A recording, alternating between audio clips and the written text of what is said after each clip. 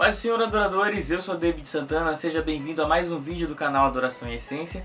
Vou falar de um tema um pouco mais delicado hoje, um tema que foi sugerido lá no grupo do Adoração em Essência Plus. E por ser um assunto que também foi assim parte da minha história, eu queria estar compartilhando com vocês, já que vocês gostam de ouvir um pouco das experiências que eu tive. Então bora assistir esse vídeo porque vai ser bom para sua vida, assim como essa experiência com Deus tem sido boa para mim também. Roda a vinheta. Sou tua morada, sou a tua casa, Cristo vive em mim, Ele vive em mim. Já sabe que o adorador top das galáxias não começa o vídeo sem deixar o like aqui embaixo, o dedão no gostei tem que rolar, não adianta, porque você sabe que assim você ajuda o nosso canal a crescer e a conquistar o mundo. Mas sério, gente, eu queria falar com vocês aqui hoje sobre como é ser o único cristão dentro de casa. Olha, e é uma luta difícil. Eu sei que você que talvez esteja vivendo essa situação vai saber bem do que eu tô falando. Mas se você está em busca de soluções, eu posso compartilhar um pouco da minha experiência com você e talvez isso seja a esperança que você precisa para continuar esperando em Deus. Como eu já mencionei em alguns vídeos, eu fui para a igreja sozinho, praticamente quando eu tinha 11 anos de idade. Só que assim, a minha mãe não queria nada com Deus. A minha irmã também nem se fala, ela só quer saber da dança, das coisinhas de adolescente dela. E minha casa era um ambiente sempre de muito palavrão, de muitos maus tratos. Sinceramente era um ambiente horrível, com certeza não era um ambiente onde você gostaria de crescer. Meu pai também mexia com coisas de espiritismo, macumbaria, esse tipo de coisa. Algumas vezes ele ia para São Paulo e voltava com as roupas com os cheiros horríveis e voltava estranho.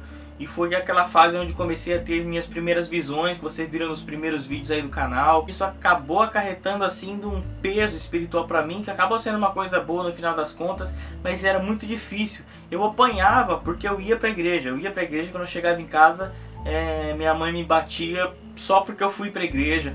O meu pai, se eu falasse em pastor, esse tipo de coisa, ele não podia nem sonhar. Ele só sabia xingar os pastores, xingar a igreja e tudo mais, e amaldiçoava e não queria que eu fosse. E eu tinha que meio que ir escondido, né? E sempre tinha, né, na igreja aqueles cultos de família, tinha aquele momento pra gente dar as mãos pra quem tá do seu lado pra orar pela família e tal. E eu sempre ficava muito triste, porque eu meio que achava impossível que minha família fosse estar naquele ambiente ali comigo. Como que meu pai, minha mãe, minha irmã iam estar ali? Era outra situação, era outra vivência.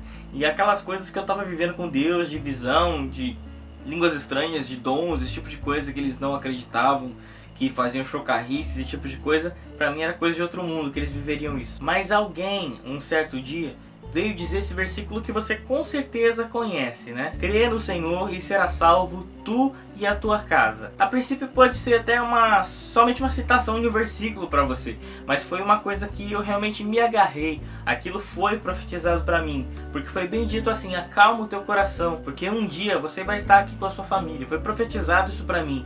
E eu, com todas as forças, eu me agarrei a essas palavras, que aquilo ia acontecer de algum jeito que eu não imaginava, mas eu acreditava que aquilo ia acontecer um dia, cedo ou tarde. Embora muitas lágrimas fossem derramadas, as coisas foram caminhando para isso com o tempo. Os anos foram se passando, eu fiquei maior de idade, já estava em outra igreja, e aquelas situações se repetiam, eram aqueles cultos de família, deu um abraço no seu familiar, e eu sempre chorava muito.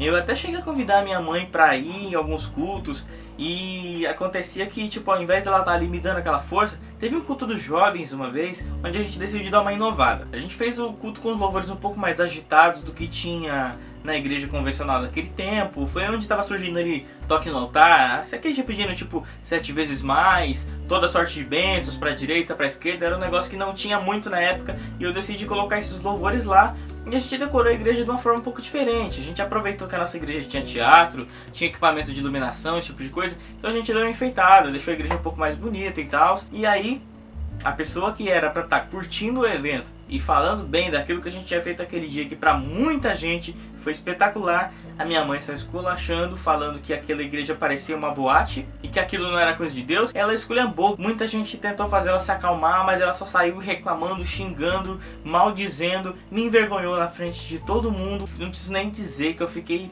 péssimo, né? Eu até falei, cara, nunca mais eu vou convidar minha mãe pra ir pra igreja. Mas se eu fizer isso onde é que vai entrar a parte que Deus vai salvar minha família, né? Então, mesmo diante de tais situações, eu ainda acreditava que aquela situação ia dar uma virada e que a situação ia mudar. Os anos passando não aumentou a minha esperança não, muito pelo contrário, só ia diminuindo, porque o meu pai ele parou de frequentar as reuniões espíritas que ele ia para São Paulo, mas em compensação ele não tirava da cabeça que ele não acreditava em nada e que ele praticamente ainda acreditava nos santos lá, eu sei lá no que ele acreditava. Minha mãe continuava sendo a mesma pessoa difícil. A minha irmã se tornou uma pessoa cada dia mais rude e praticamente desprezava as coisas que eu fazia. Minha irmã tinha muita dificuldade de aceitar as coisas que eu fazia, assim, sabe? Sempre teve muito julgamento.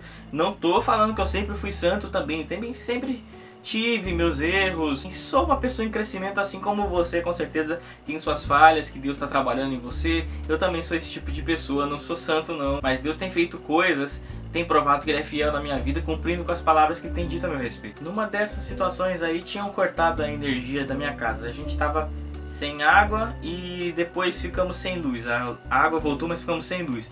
E já estava bem tenso o clima, já ia virar mais de um mês que a gente estava sem energia elétrica dentro de casa. Eu tinha um radinho de pilha que eu deixava no meu quarto lá, do lado da vela, e eu estava muito triste, muito angustiado dentro de mim, porque eu voltava da igreja, ia para aquele ambiente que já estava bem precário, estava todo mundo estressado. Eu chegava em casa, já era gente espraguejando, se xingando, era briga, era infernal, era horrível de estar lá. Numa dessas eu estava ouvindo uma rádio e o pregador estava bem dizendo, né, depois que tinha acabado de rolar uma discussão, onde minha mãe tinha gritado comigo, alguma coisa assim, eu fui deitar, comecei a falar com Deus, estava até chorando e tudo, e o pregador começou a dizer para você não desistir da sua família, que Deus sabia de tudo que eu estava passando e que Deus ia mudar aquela situação, que você é muito injustiçado e tem coisas que você não suporta mais, mas Deus vai mudar isso, aguenta mais um pouco. Tipo, como só tinha o radinho em casa, não tinha mais nada fazendo barulho, minha mãe acabou que ouviu esse rádio. Depois de um tempo ela veio me pedir desculpa pela forma que ela estava me tratando, ela falou que ela estava estressada, esse tipo de coisa. Então meio que uma esperança queimou dentro do meu coração, assim, se ela veio me pedir desculpa por causa do que ela ouviu no rádio, é sinal de que Deus vai começar a mudar essa situação. No meio disso rolou o que vocês viram no segundo vídeo que eu falei sobre visões. Teve uma visão específica que eu acho que foi no dia seguinte ou 2 dias depois dessa experiência onde minha mãe me pediu perdão. Foi que isso alimentou minha esperança. Agora, como se comportar? Como manter seu psicológico em dia quando é tão difícil e tão sufocante a situação? Cara, continua orando. É difícil, mas é em pequenas coisas que vai mudando, sabe? São pequenas atitudes que vão mudando, pequenas coisas que vão acontecendo. Pelo menos comigo não foi de um dia para o outro.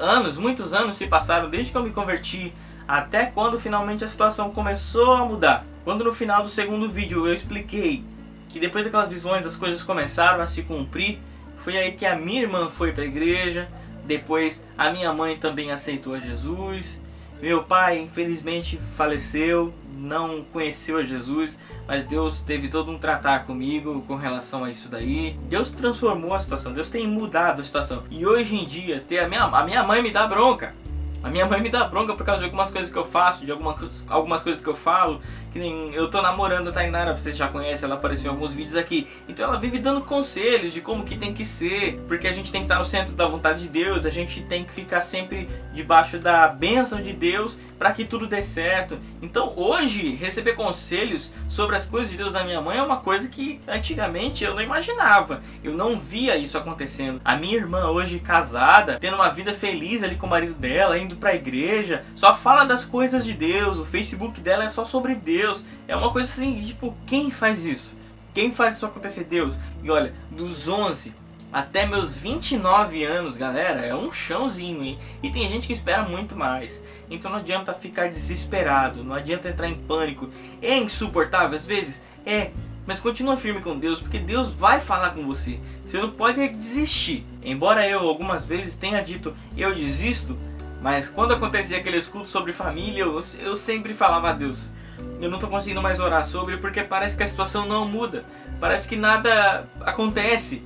Mas aí, depois de um tempo, alguma coisa acontecia. Então, mesmo que com um fio de esperança, a esperança estava lá, porque eu acreditava que foi Deus que falou. Eu ouvia muito e esse louvor sempre reafirmava isso dentro de mim. Aquele louvor que diz: bendita será a tua casa, benditos serão os teus filhos e Deus engrandecerá o teu nome. Então foi isso que Deus gravou dentro do meu coração, e da mesma forma que eu recebi essa palavra para dentro do meu coração, hoje eu profetizo para você, porque pode ser que essas palavras, da mesma forma que mudaram a minha vida, vão mudar a sua, se você acreditar. Bendita será a tua casa, benditos serão os teus filhos, e Deus engrandecerá o seu nome. Vai se cumprir cada palavra que Deus falou sobre a tua vida. A tua família é bendita do Senhor. Continua crendo, amado. Vai acontecer em nome de Jesus. É isso, galera. Eu espero que você tenha gostado do vídeo de hoje. Ele foi bem específico, foi bem uma palavra para o seu coração. De coração também espero que você tenha recebido essa palavra profética. E eu quero ver muitos testemunhos aqui embaixo, hein? Nos comentários.